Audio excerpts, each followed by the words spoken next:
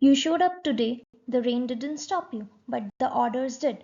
For platforms, that's a supply problem, but for the riders, it's a rental problem. Disruption like rain, floods, pollution, curfews, it cuts up to 20 to 30% of a delivery partner's weekly income. And when riders they can't count on earning, they count on staying. DisruptShield solve both with one simple system.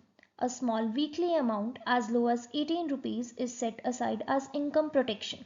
When a verified disruption occurs your area and you are generally out there working, DisruptShield automatically pays you back. No claim forms, no waiting, no explaining. The system verifies disruption through weather, traffic, and AQI data, confirms your activity through location and order signals, and credits your wallet the same day.